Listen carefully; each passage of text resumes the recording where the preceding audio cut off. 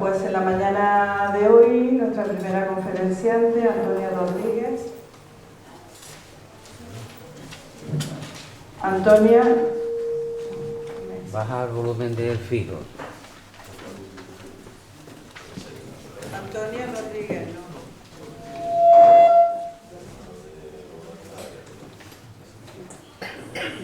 ¿Sí? ¿Sí? Sí, vale, bueno, pues decíamos que vamos a iniciar la mañana con la conferencia de Antonia Rodríguez, que nos acompaña, viene de Sevilla, espírita de Sevilla, de profesión psicoterapeuta, trabajadora espírita del Centro Fraternidad Espírita de Sevilla, divulgadora y conferenciante en jornadas, congresos y actividades online. Bueno, Antonia nos conocimos allí en el Congreso de Sevilla y desde entonces hemos mantenido contacto, una entusiasta del estudio y de la divulgación del espiritismo, y en esta ocasión pues nos va a tratar un tema muy de actualidad y que casi mejor que no tuviéramos que tratarlo, porque sería cuestión de que estaría resuelto. Pero como no lo está aún, pues Antonia viene a hablarnos de espiritismo y feminismo, equidad de género y roles familiares. Pues te damos un aplauso de bienvenida.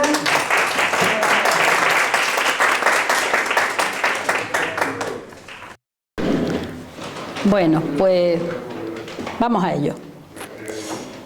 ¿Qué es la equidad? Porque el título de esta conferencia, que va sobre espiritismo y feminismo, tiene un subtítulo que es equidad de género y roles familiares. Entonces, ¿qué es esto de la equidad? Para entender la equidad, primero tenemos que comprender la igualdad. La igualdad es un derecho humano. Es un derecho que pretende garantizar que ninguna persona será tratada de distinta manera en lo que respecta a los derechos sociales, políticos y económicos. Y es aquello de somos iguales ante la ley. Esta frase sí nos suena, ¿no? Somos iguales ante la ley. En este sentido, la igualdad parece algo asumido, ¿no? En nuestro entorno parece que todos somos iguales ante la ley, pero esto no ha sido siempre así, y en muchos casos todavía esa igualdad no existe. Durante mucho tiempo las mujeres no podían estudiar. En España la primera mujer que pudo matricularse en la universidad fue Emilia Pardo Bazán en 1868, ya adelantado el siglo XIX. Sin embargo, todavía hoy, en Afganistán, las niñas no tienen derecho a la educación. Durante mucho tiempo las mujeres no podían trabajar. La primera mujer que pudo trabajar profesionalmente, como enfermera en este caso, fue Florence Nightingale en 1860, y en cuyo trabajo se inspiró la creación de la Cruz Roja. Durante mucho tiempo las mujeres no podían decidir con quién querían casarse. Todavía hoy existen matrimonios concertados en Asia, África y Oriente Medio. Durante mucho tiempo las mujeres no podían divorciarse. Por ejemplo, en España las mujeres no pudieron divorciarse hasta 1981. No podían, durante mucho tiempo, conservar la tutela de sus hijos si el marido se divorciaba de ellas, porque aunque las mujeres no podían divorciarse, el marido sí que podía repudiarlas. En ese caso, ellas no podían conservar la tutela de sus hijos. Durante mucho tiempo no podían administrar sus propios bienes si estaban casadas. En España, hasta 1930, por el solo hecho de ser mujer, la mujer adquiría la condición jurídica de incapaz cuando se casaba. Las mujeres no podían ni contratar, ni hipotecar, ni vender, ni comprar bienes inmuebles, ni comparecer en juicio, ni aceptar herencias sin la autorización escrita del marido. No podían ser propietarias de tierras, no podían ser propietarias de su propia vivienda, aunque la hubieran construido ellas. No podían, durante mucho tiempo, no podían votar. Por ejemplo, en Paraguay las mujeres no pudieron votar hasta 1963. No podían, durante mucho tiempo, abrir una cuenta corriente. En España, hasta 1975. En la época en la que falleció mi abuelo materno, mi madre no podía abrir una cuenta corriente sin la autorización y la firma de mi padre. Así que, de hecho, el dinero de la herencia de ella fue íntegro a la cuenta corriente de él, y esto era perfectamente legal. Mucha gente cree que todo esto ya está en gran parte superado y que en casi todas partes los hombres y las mujeres son iguales ante la ley. Sin embargo, esto no es cierto, como acabamos de ver y desarrollaremos más adelante. Por eso, la igualdad de género es uno de los derechos humanos que debemos exigir, sin el cual no existe la justicia. Las mujeres, empezando por las sufragistas y seguidas posteriormente por muchas otras, exigieron y consiguieron la igualdad de género ante la ley, lo que fue un gran paso. A pesar de lo cual, todavía hoy la mujer sigue estando sojuzgada y afronta un número importante de dificultades y obstáculos por el hecho de ser mujer, y nos preguntamos, ¿por qué? Si ya somos iguales ante la ley, ¿por qué la mujer sigue estando sojuzgada? Pues desde que se nos permite estudiar y expresarnos, que como hemos visto no ha sido siempre, desde que se nos permite estudiar y expresarnos, las mujeres hemos reflexionado y estudiado mucho esta realidad y constatamos que la igualdad pura y dura también puede ser injusta. Y eso es porque falta equidad. Entonces, ¿qué es la equidad? Pues mientras que la igualdad significa que todos recibimos lo mismo, la equidad significa que todos recibimos lo que necesitamos para tener las mismas oportunidades. O sea, la equidad es el requisito para que la igualdad sea justa. Veamos el experimento que adelante un paso. Este es un experimento científico que se hizo. Se escogieron niños de alrededor de 10 años, de todas las condiciones sociales, étnicas, de ámbito rural, urbano. Se intentó para este experimento la máxima diversidad posible. Se pusieron todos en la misma línea de salida, igualdad, y todos tenían que llegar a la misma línea de meta, igualdad. Esta línea de meta representaba la felicidad y el éxito en la vida, simbolizada por el acceso a la universidad. A los efectos de este experimento, se suponía que llegar a la universidad permitiría a las personas tener éxito en la vida y ser felices. A todos se les dio, para ayudarles a conseguir el objetivo de acceder a la universidad, el mismo ordenador portátil. Igualdad, a todos el mismo. Comienza el experimento y el experimentador dice: quien no viva en una institución tipo hogar infantil, orfanato, el que viva con su familia en su casa, que adelante un paso. Algunos dan un paso, otros no. Quien tenga la escuela en su localidad, que no tenga que ir al pueblo de al lado al colegio, que adelante un paso. Algunos dan un paso, otros no. Quien tenga su propia habitación en casa, que adelante un paso. Quien tenga una sala de estudio o un lugar para estudiar independiente de su habitación, que adelante un paso. Quien tenga siempre acceso a todo el material escolar que le piden en el colegio, que adelante un paso. Quien haya tenido siempre acceso a clases particulares cuando alguna asignatura le resultaba difícil, que adelante un paso. Quien no haya vivido el divorcio de sus padres, que adelante un paso. Quien no sea hija o hijo de madre soltera, que adelante un paso. Quien no haya tenido que cuidar de sus hermanos porque los padres trabajan, que adelante un paso. Quien no haya tenido que cuidar de sus hermanos porque los padres están enfermos o ausentes, que adelante un paso. Quien no haya tenido que cuidar de sus padres por estar enfermos, que adelante un paso. Quien no haya tenido que trabajar, estamos hablando de niños de 10 años, quien no haya tenido que trabajar para aportar ingresos a la familia, que adelante un paso. Quien no haya estado hospitalizado con frecuencia, que adelante un paso. Quien no padezca una discapacidad, que adelante un paso. Quien no haya sufrido agresiones por parte de sus cuidadores, que adelante un paso. Quien no haya sufrido bullying en el colegio, que adelante un paso. Quien no haya sufrido abusos sexuales, que adelante un paso. Quien no tenga cortes de fluido eléctrico en casa habitualmente, que adelante un paso. Quien disponga siempre de internet, que adelante un paso.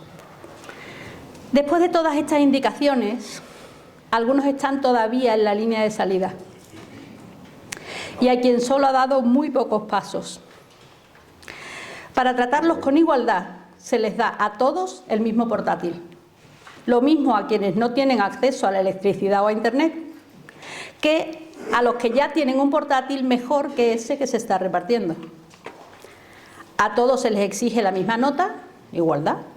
A todos se les da el mismo portátil, igualdad. Y a todos se les va a pasar el mismo examen, igualdad. ¿Crees que se les está tratando con justicia? ¿Crees que tienen de verdad las mismas oportunidades? ¿Crees que solo dependen de su inteligencia para aprobar el examen? Por desgracia en la vida, no todos empezamos en la misma línea de salida, como muy bien vemos en este experimento.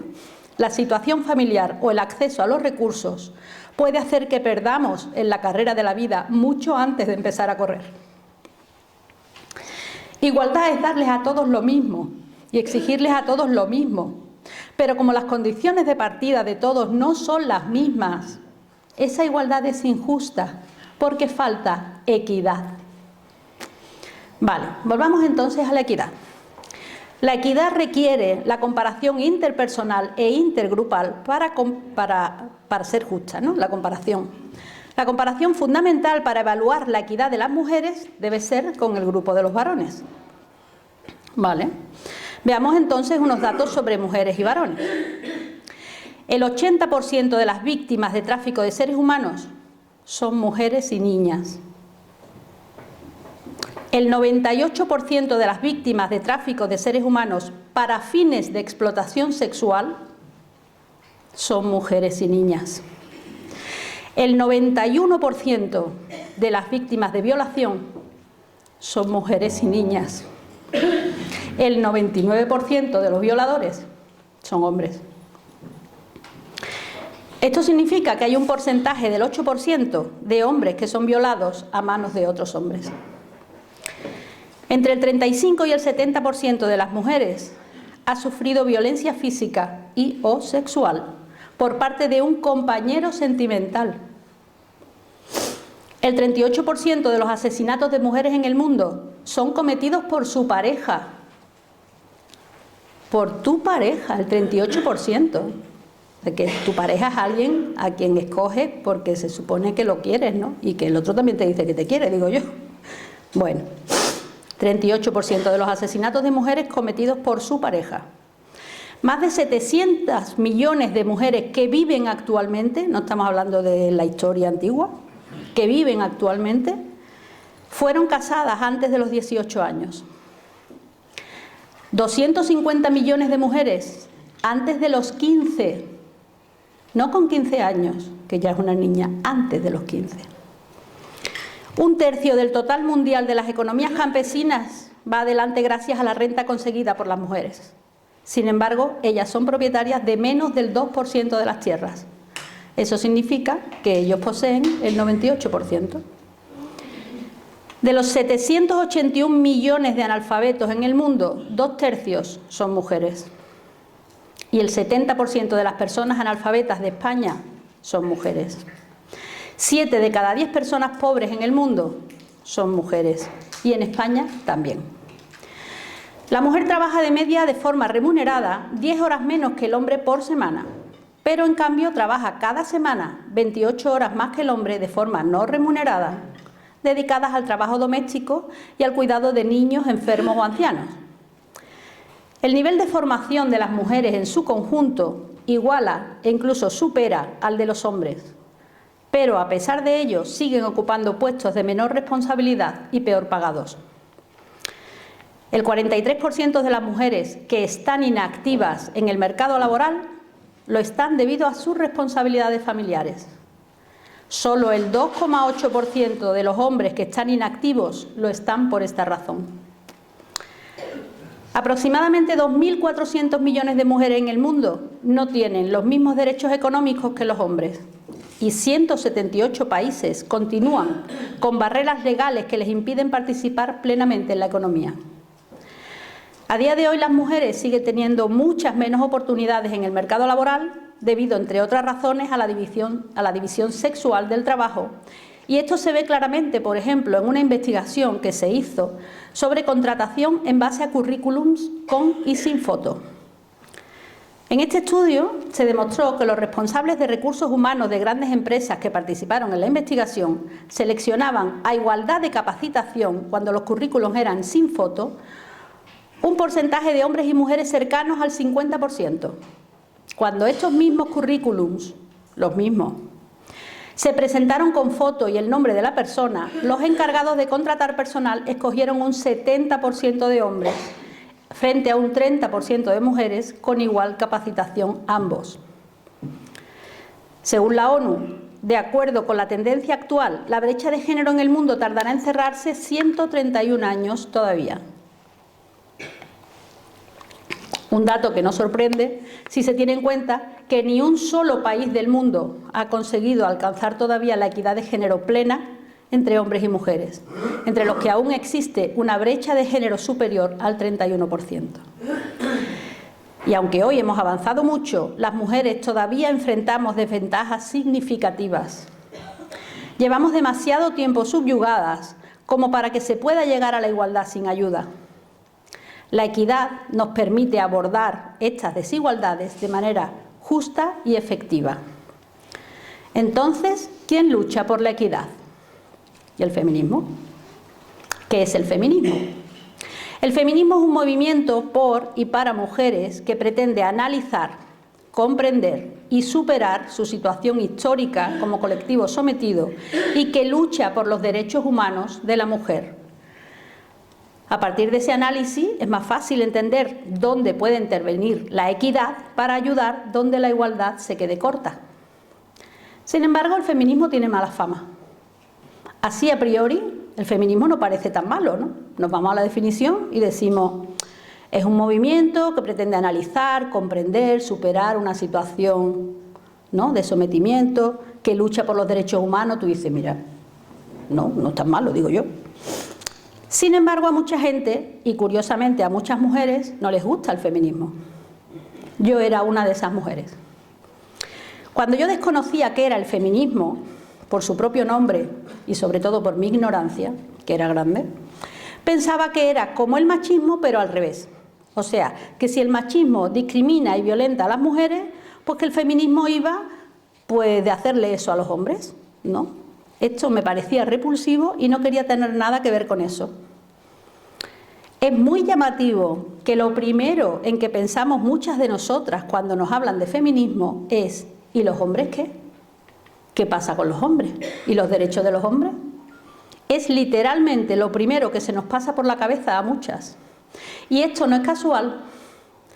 Esto es porque en nuestra cultura se entiende al hombre como punto de referencia, como ser humano por definición, mientras que la mujer siempre la entendemos como su complemento. Nos hemos criado rodeados de mitos, mensajes, estereotipos, formados desde la perspectiva del hombre, transmitidos a través de la literatura, los medios, el arte. Y esto tiene un impacto en la forma en que tenemos de ver el mundo y a nosotras mismas. Por eso, si a un hombre le dices el ser humano, así, sin contexto, imagina a un hombre. Si a una mujer le dices el ser humano, imagina a un hombre. Si en una sala hay un 40% de mujeres y un 60% de hombres, tanto los hombres como las mujeres percibirán que hay más mujeres que hombres. Y esto queda especialmente de manifiesto en las películas. A nadie se le hace extraño que un grupo de amigos pueda haber 4 hombres y 2 mujeres. Pero si la pandilla estuviera compuesta por 4 mujeres y 2 hombres, enseguida notaríamos el desequilibrio. Lo que quiero decir con esto es que partimos ya de esta desigualdad normalizada, de esta inercia, de esta costumbre de poner a los hombres en el centro y por delante de nosotras. Esto se llama desigualdad estructural, o sea, el propio colectivo sometido no es capaz de reconocer el agravio y por eso yo decía con la cabeza muy alta que no era feminista, por pura ignorancia. Hasta que un día, en una fiesta de mi hija con sus amigas que estaban celebrando el fin de curso con una hoguera, y se pusieron a lanzar papelitos con deseos a la hoguera. Y el deseo de una de ellas fue: yo quiero acabar con el patriarcado. Y digo yo, ¿qué es el patriarcado? Y me lo explicaron. Según la Wikipedia, el patriarcado es un sistema social en el que los hombres tienen el poder primario y predominan en roles de liderazgo político, autoridad moral, privilegio social y control de la propiedad, mientras que las mujeres sufren discriminación. Esta es la definición de la Wikipedia. Ellas me lo explicaron con sus palabras. Y yo les dije, pero hija, eso no se puede quitar, eso es así. O sea, eso es como la gravedad, ¿no? En este planeta. A lo que mi hija, de 14 años, contestó: mamá, en este planeta, a pesar de la gravedad, los aviones vuelan. Y hemos mandado cohetes a la Luna. Y algunas de las tecnologías implicadas las hemos desarrollado las mujeres. Me quedé estupefacta y ahí empezó una conversación muy rica que incluyó la recomendación de un libro, Feminismo para principiantes, que me recomendaron ellas y que yo recomiendo a mi vez. Sobre todo para las que tienen miedo de que el feminismo es algo de atacar a los hombres o de hacerle cosas mal. Os recomiendo este libro. Porque la única forma de ser libre es entender que aún no lo eres. La única forma de dejar de estar sometida es entender que de momento, por ahora, aún lo estás. Maquillar la realidad y negar que una mujer, por muy fuerte e inteligente que sea, se encuentra en muchos ámbitos de su vida en una situación de desventaja, de falta de oportunidades, de impedimentos, de coacciones externas e internas, solo beneficia a aquel que ocupa una posición de poder, aquel que prefiere que parezca que esta realidad que vemos y experimentamos es el estado natural de las cosas y la forma en la que el mundo debe funcionar.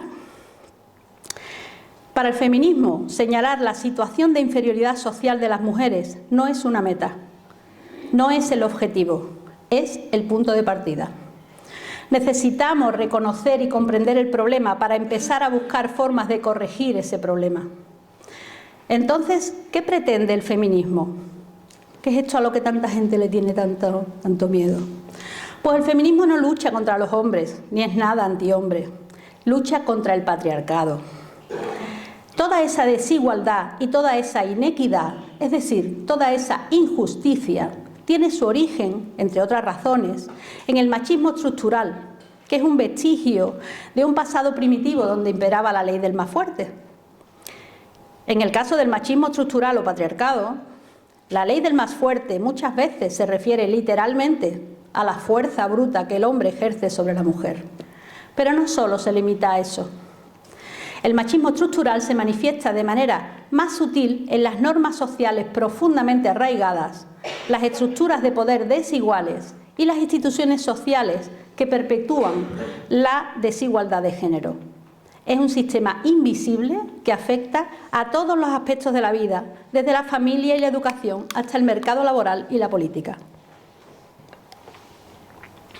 Las feministas y la Wikipedia le llaman patriarcado. Los espíritus les llaman instituciones sociales en la pregunta 818, cuando responden a Kardec, y lo veremos luego. Las mujeres se enfrentan a una multitud de obstáculos que limitan sus oportunidades y su desarrollo personal. Se les paga menos por el mismo trabajo, se les excluye de los puestos de liderazgo, se les carga con la mayor parte del trabajo doméstico y del cuidado de los niños, ancianos y enfermos, y se les somete a violencia física y emocional. El Gina Davis Institute for Gender in Media encontró que en escenas de multitud las mujeres parecen formar el 17% de cualquier multitud dada. En una multitud, si somos 50% hombres, 50% mujeres, la población real, en una multitud deberá de haber 50%, ¿no? La investigadora argumenta, basándose en datos externos y en su propia investigación, que esta desproporción se relaciona con y refuerza la forma en que los hombres perciben el auténtico número de mujeres que hay en una habitación dada. Gina Davis dijo en una entrevista para la NPR que si hay el 17% de mujeres, los hombres del grupo piensan que hay un 50-50. Y si hay un 33% de mujeres, los hombres perciben que hay más mujeres que hombres en la habitación. Esta sensación de sentirse en minoría provoca que a veces los intentos de igualar las condiciones de las mujeres y los hombres se encuentren con un alto nivel de rechazo. No es solo eso, sino que también debemos ser conscientes de las múltiples herramientas que existen para conseguir que esta desigualdad siga existiendo. A continuación hablamos de una de ellas, que está en el título de esta conferencia: los roles de género y roles familiares. ¿Qué es un rol de género? Pues los roles de género nos dicen cómo se espera que actuemos, hablemos, nos vistamos y nos arreglemos según nuestro género. De esta forma crean la feminidad y la masculinidad. Se trata de un rol que atraviesa de forma transversal todos los demás. El rol de hija, madre, estudiante, persona, ciudadana, está atravesado por el rol de género. Todos estos roles, hija, madre, estudiante, se ven afectados por el rol de género, que deciden el comportamiento adecuado dependiendo de si se trata de una mujer o de un hombre. El rol de género se refuerza cuando le decimos a una niña, compórtate como una señorita, que más o menos quiere decir no levantes la voz o no digas palabrotas. El rol de género también está presente en que entendamos la definición de señorita como alguien dócil y educada. Cuando a un niño se le decimos, sé un hombre, para significar no llores, es el rol de género el que hace que el niño tenga muy claro qué es lo que le estamos diciendo. Porque no le estamos diciendo no llores, le estamos diciendo sé un hombre. El rol de género hace que veamos mal que en un concierto un montón de niñas chillen como las locas, ¿no? Pero veamos normal que durante un partido de fútbol los hombres griten como si estuvieran en la guerra. También el rol de género hace que a nadie le haya extrañado que me haya referido a niñas y hombres en la frase anterior, aunque para ir a un concierto y a un partido de fútbol las edades son relativamente similares. En el mundo deportivo, por ejemplo, las atletas femeninas reciben menos cobertura mediática y menos financiación que sus contrapartes masculinas. Según se va creciendo, de hecho, puede observarse cómo los equipos femeninos cada vez son menos habituales, mientras que los masculinos se mantienen en el tiempo. Es el rol de género el que hace que a las niñas no se las estimule a seguir carreras en ciencias, tecnología, ingeniería y matemáticas, mientras que los niños son presionados para sobresalir en esas áreas. Este tipo de diferencias se debe a que la inteligencia es una cualidad históricamente atribuida a los hombres, mientras que las mujeres siempre han sido tratadas como si sus emociones las controlasen a ellas y no pudieran tomar decisiones sensatas sin su padre, su marido, su confesor. Esto es poner a los hombres a nivel de un adulto y a las mujeres a nivel de un niño.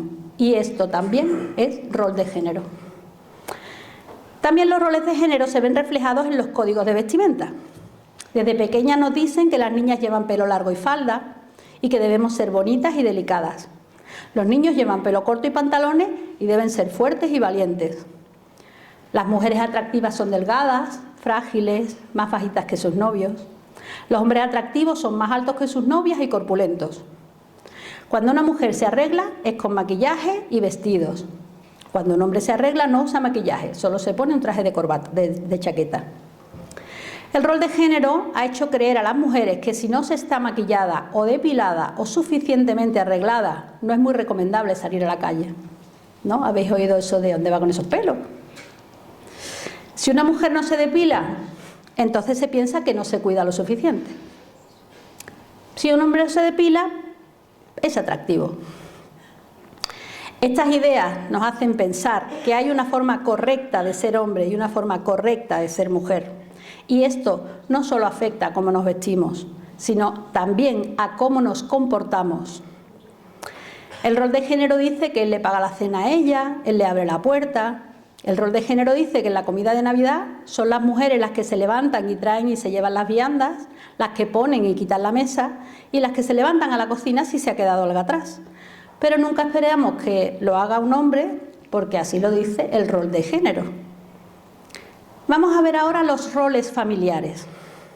El rol de género es el que marca la distinción entre el trabajo productivo, que es el que realiza el hombre y tiene que ver con el sostenimiento económico del hogar, y el trabajo reproductivo, que es el que realiza la mujer y tiene que ver con cuidados, incluyendo desde preparar la comida, encargarse de la higiene del hogar y de las atenciones que necesiten niños, ancianos y enfermos. El rol familiar de la cuidadora recae sobre las mujeres desde la familia como parte de su rol dentro de la unidad familiar. Cuando las mujeres trabajan también fuera de casa, el trabajo reproductivo suele recaer en otra mujer de la familia. Si la madre no puede recoger o llevar a los niños a la guardería, entonces lo hace la abuela o la hermana mayor, una tía, incluso una empleada, pero siempre una mujer. Podemos ver a la puerta de los colegios cuántas madres y abuelas hay y cuál es la proporción de hombres. ¿Y cuál es el rol familiar del padre? Pues el padre tiene el rol familiar de ser el proveedor. Por ello, traiga o no traiga el dinero a casa, que también hay hombres en el paro, traiga o no traiga el dinero a casa, los hombres son los que toman las decisiones importantes sobre el hogar y el dinero. Por ejemplo, ellos deciden en qué se gasta el dinero, qué inversiones se hacen o cómo se manejan los ahorros. Esto deja a las mujeres sin voz en temas que también les afectan directamente y en los que seguramente tienen conocimientos valiosos. Al fin y al cabo, si las tareas de la casa son suyas, es fácil llegar a la conclusión de que saben más sobre ellas y lo que necesitan para llevarlas a cabo. Al no participar en estas decisiones, las mujeres no solo pierden oportunidades de influir en la economía del hogar, sino que también se perpetúa la idea de que su opinión es menos importante. La equidad no significa recibir ayuda dentro del hogar, sino repartir las tareas de manera que toda la responsabilidad no caiga sobre ellas. La equidad de género en el contexto familiar se refiere a la distribución justa y equitativa de las responsabilidades, tareas y oportunidades entre todos los miembros del hogar, sin distinción de sexo o género. Debemos recordar que los roles de género son un conjunto de expectativas sociales sobre cómo deben comportarse hombres y mujeres. Estos roles se aprenden desde la infancia. Se aprenden en cada situación en la que los niños interactúan con otras personas y pueden variar según la cultura, la época y el contexto social. No podemos olvidar los comentarios habituales en algunas casas de lo linda que es esta niña y lo fuerte o listo que es este niño cuando ni siquiera saben hablar.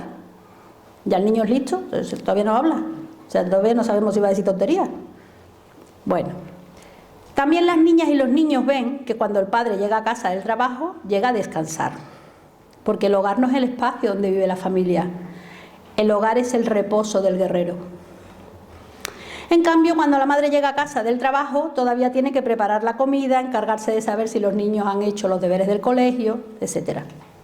Esto no solo sobrecarga a las mujeres, sino que también limita el tiempo que pueden dedicar a otras actividades como trabajar fuera de casa, estudiar o dedicar tiempo a sus inquietudes y necesidades.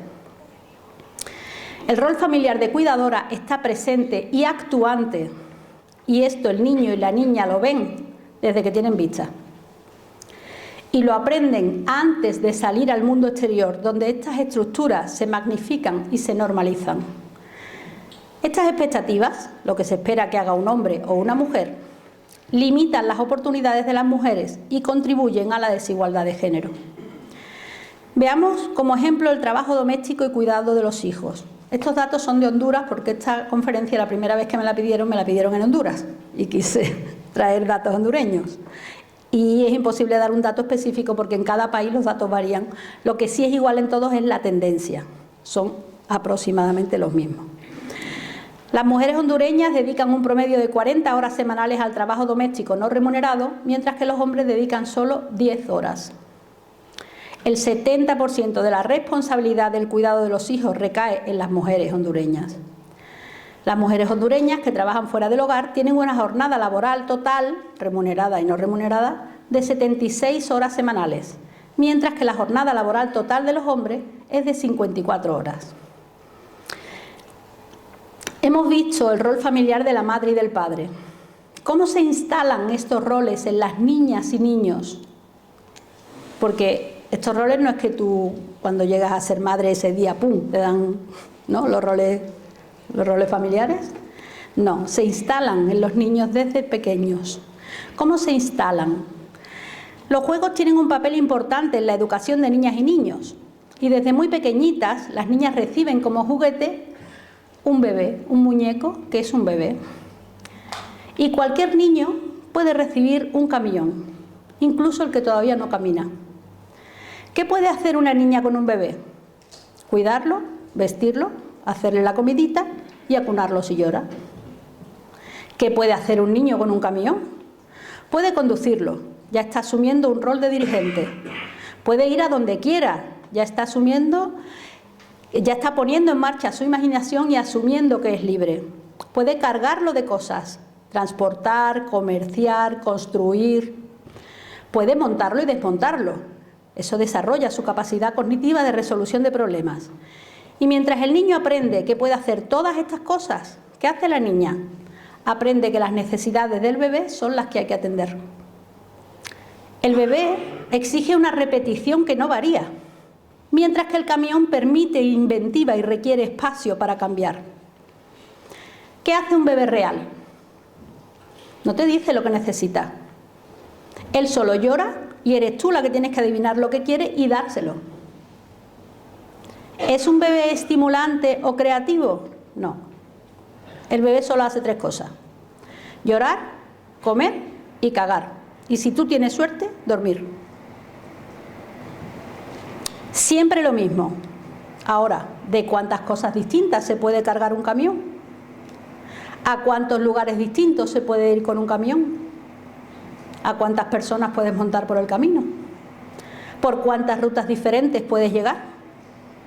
Mientras juegan, niñas y niños también aprenden cuánto espacio público pueden usar. ¿Cuánto espacio necesita una niña para mecer a un bebé hasta que se duerma? Muy poco, eso lo puede hacer sentado en una esquina, en una sillita. ¿Habéis montado alguna vez un escalestri en casa? ¿Cuánto espacio ocupa un escalestri en el salón de la casa? Porque es que el escalestri no lo puedes montar en una habitación, tiene que ser el salón, porque es que... En mi casa, para montarlo, había que retirar o mover algunos muebles del salón. En la biografía que encontraréis al final, no, porque no he traído presentación, así que no está la bibliografía al final, pero la tengo para el que le interese. Veréis estudios que comprueban cómo en los recreos del colegio, viendo el espacio desde arriba, las niñas ocupan las esquinas, mientras que los niños ocupan el espacio central. ¿Por qué? Pues porque ¿cuánto espacio se necesita para jugar al balón? Y así las niñas aprenden cuál es su lugar y qué se espera de ellas, ya desde los juegos infantiles. Si alguna niña se atreve a ocupar el espacio central, ¿sabes cuánto tiempo va a tardar en recibir un balonazo? Si esto ocurre, si le dan el balonazo, reñirán a la niña por haber invadido el espacio de juego de los niños. Pero, ¿qué pasa cuando es el niño el que se hace daño jugando? Se enseña a niños y niñas a responder ante el dolor de forma diferente. Las niñas son educadas para brindar cuidado y apoyo a sus compañeros heridos, mientras que a los niños se les anima a seguir con sus actividades sin involucrarse. Esta distinción en la educación de género tendrá luego consecuencias significativas en el desarrollo de la empatía y la responsabilidad social en ambos grupos. En los niños se puede observar una evidente falta de empatía, una tendencia al individualismo y una insensibilidad hacia el sufrimiento ajeno que según vayan creciendo se irá acentuando. Por otro lado, las niñas terminan con sobrecarga y con dependencia emocional, ya que no solo sus propios sentimientos y bienestar dependen de ellas, sino también el de sus compañeros y el de los que la rodean. En algunos casos puede también observarse en las niñas una falta de asertividad, nacida de tener que ocuparse de las necesidades de otros antes que de las propias. Un ejemplo evidente es el que comentábamos antes: cuando alguien se hace daño en el colegio, se le pide a alguna de las niñas que lo acompañe al baño. En mi época, como las niñas debíamos estar siempre pulcras y limpias, en los baños de niñas había lavabos, agua, jabón y papel. En el de los niños, solo urinarios. No necesitaban estar limpios, eran varones. Por lo tanto, si un niño necesita lavar una herida, se le pide a una niña que le cuide. De esa manera educamos a las niñas en la empatía y en que el dolor del otro es responsabilidad de ella. Sin embargo, al resto de los compañeros varones se les decía: venga, venga, vosotros a lo vuestro, seguir con el juego, lo que sea. No podían acompañar al compañero herido. Así educamos a los niños en el dolor del otro no es tu problema. Las actividades y tareas que se asignan a niños y niñas en el hogar y la escuela refuerzan los roles de género y los roles familiares de lo que hemos estado hablando. Por ejemplo, a las niñas se les asignan tareas domésticas como limpiar o cuidar a los hermanos pequeños. mientras que a los niños se les dan tareas como sacar la basura o jugar deportes. También podemos verlo en el tipo de juguetes que les ofrecemos. Estas diferencias en las responsabilidades influyen en cómo los niños y las niñas ven sus roles en la familia y en la sociedad desde una edad muy temprana, reforzando la idea de que las mujeres deben encargarse del hogar, los hombres y los hombres de las actividades más externas. Esto se ve claramente cada Navidad o cada vez que se compra un regalo para un niño o una niña. Los juguetes que se venden suelen estar categorizados por géneros. Juguetes de niña incluyen muñecas, cocinitas, sets de belleza, mientras que juguetes de niño incluyen coches, bloques de construcción o armas de juguete. ¿Para qué cosa saludable, sana, buena puede usarse un arma? ¿Cuál es su utilidad natural? Cuando a los niños se les dan armas de juguete, estamos enseñándoles una de las formas en las que pueden usar su energía.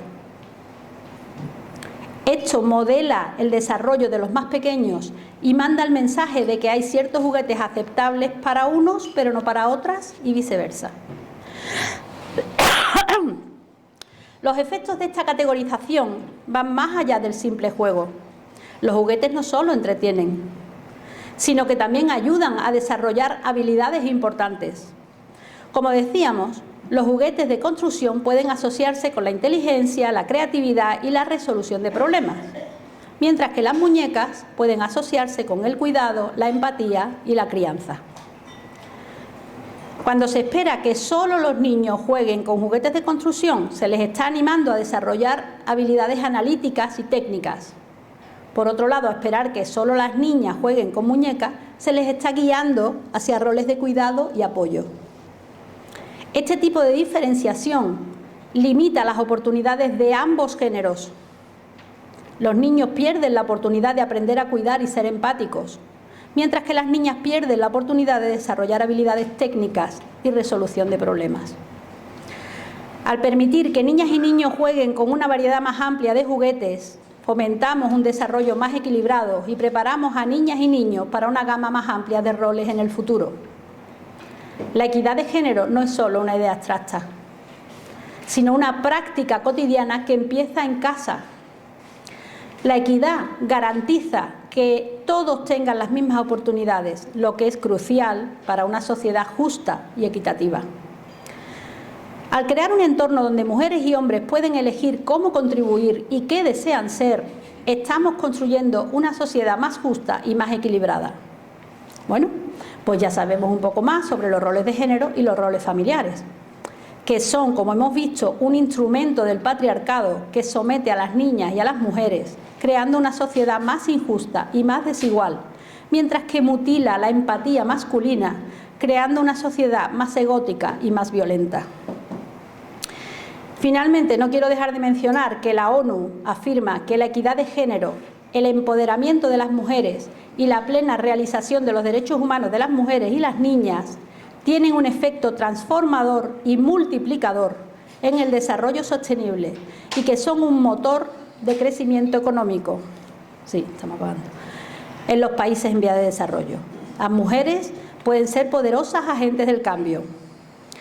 Aunque todo lo que hemos visto hasta ahora son datos e investigaciones bastante actuales, la realidad que reflejan no es nueva. De hecho, en la doctrina espírita el feminismo surge con fuerza desde el propio Libro de los Espíritus, aunque no se le llamara con ese nombre. El Libro de los Espíritus es claro cuando afirma en las preguntas 202 y siguientes que el espíritu que anima un cuerpo de hombre y el que anima un cuerpo de mujer son el mismo espíritu y que pueden, y lo hacen, animar a una u otro independientemente. Para los espíritus no es preferible o mejor el género masculino que el femenino, ya que en este nivel de evolución en el que estamos, ambos géneros ofrecen distintas oportunidades de aprendizaje. Allan Kardec también pregunta a los espíritus, en la pregunta 817, y dice: ¿el hombre y la mujer son iguales ante Dios y poseen los mismos derechos? Los espíritus son muy claros. ¿Acaso Dios no concedió a ambos la inteligencia del bien y el mal y la facultad de progresar? En la 818 pregunta Allan Kardec: ¿A qué se debe, pues, la inferioridad moral de la mujer en ciertas regiones? La edición del Libro de los Espíritus que he usado para este trabajo es la de Herculano Pires, de la Federación Espírita Española, y en ella el maestro define claramente inferioridad moral, porque la pregunta es, ¿a qué se debe, pues, la inferioridad moral? Inferioridad moral viene definida como falta de autonomía, de libertad individual y de relevancia de la mujer en dicha sociedad, así como falta del resto de derechos inalienables del ser humano. Volvamos a la pregunta. ¿A qué se debe la falta de autonomía, libertad individual y relevancia de la mujer en dicha sociedad? Pues los espíritus responden categóricamente al dominio injusto y cruel que ha ejercido el hombre sobre ella. Es un resultado de las instituciones sociales, ahora le llamamos el patriarcado, y del abuso de la fuerza sobre la debilidad. En los hombres poco adelantados, desde el punto de vista moral, la fuerza constituye el derecho. En la pregunta 820, Allan Kardec insiste, pero la fragilidad física de la mujer no la pone naturalmente bajo la dependencia, usa el término dependencia, del hombre. Los espíritus aquí también son rotundos. Dios otorgó a unos la fuerza para que protejan al débil y no con el objeto de que lo esclavicen. La pregunta decía, ¿la mujer no está bajo la natural dependencia del hombre? Habla de dependencia. Los espíritus responden hablando de esclavitud, no para que la esclavicen. Kardec intenta ser exhaustivo aquí, como en todo el texto, y reitera. Vale, pregunta 822. Puesto que los hombres son iguales ante la ley de Dios, ¿deben serlo también ante la ley humana? Los espíritus son contundentes. Es el primer principio de la justicia. No hagáis a los demás lo que no quisierais que se os hiciere. En la 822A, según esto, dice Allan Kardec, según esto, para que una legislación sea perfectamente justa, ¿debe consagrar la igualdad de derechos del hombre y la mujer? La respuesta de los espíritus es extensa, pero es muy clara cuando dice, para ser equitativa, ya los espíritus están hablando de equidad, están pidiendo que la ley debe ser equitativa. Para ser equitativa, la ley humana tiene que consagrar la igualdad de derechos entre el hombre y la mujer. Todo privilegio otorgado a uno u otro es contrario a la justicia. La emancipación de la mujer sigue al progreso de la civilización. Su esclavitud, en cambio, está de acuerdo con la barbarie. Por otra parte, los sexos solo existen en lo que concierne a la organización física del cuerpo. Ya que los espíritus pueden adoptar uno u otro, no hay diferencia entre ellos a este respecto y, por lo tanto, ambos deben disfrutar de iguales derechos. Estas afirmaciones de los espíritus las suscribe cualquier feminista.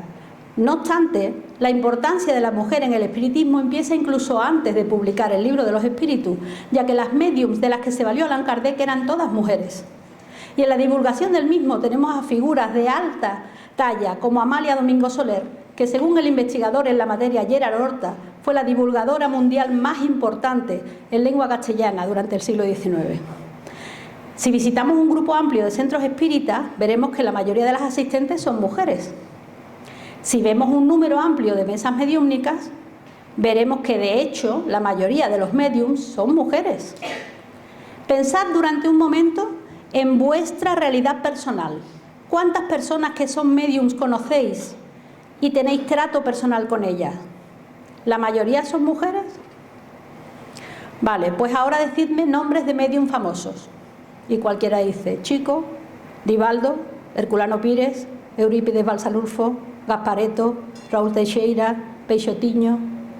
¿Qué indica esto? Porque si la mayoría de las personas espíritas son mujeres, si la mayoría de las médiums son mujeres, ¿cómo es que los médiums famosos son hombres? ¿Y los órganos de poder? ¿Quién dirige la Federación Espírita Brasileña? Jorge Godinho Barreto Neri. ¿Quién dirige la Federación Espírita Española? David Estany. ¿Quién dirige la Federación Espírita Argentina? Gustavo Norberto Martínez. ¿Quién dirige la Federación Espírita Colombiana? Jorge Berrío Bustillo. Y sigue. Vemos que tanto en los centros espíritas como en las organizaciones nacionales o internacionales espíritas, el poder de decisión y de representación sigue en manos de los hombres. ¿Qué indica esto? Pues que a pesar de lo que diga el Libro de los Espíritus, estoy acabando ya, los centros espíritas replican las estructuras del patriarcado de la sociedad en la que actúan. Queridos hermanos espíritas, el libro de los espíritus es claro.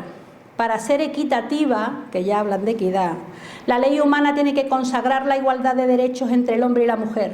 Todo privilegio otorgado a uno u otro es contrario a la justicia. La emancipación de la mujer sigue al progreso de la civilización. Os animo a reflexionar sobre vuestras propias vivencias y a pensar cómo podéis fomentar la equidad de género en vuestra vida diaria. Me dirijo ahora a todas vosotras, almas queridas que estáis aquí presentes. Las mujeres no creemos en un mundo mejor. Las mujeres creamos un mundo mejor. Uníos a nosotras y vamos a por él.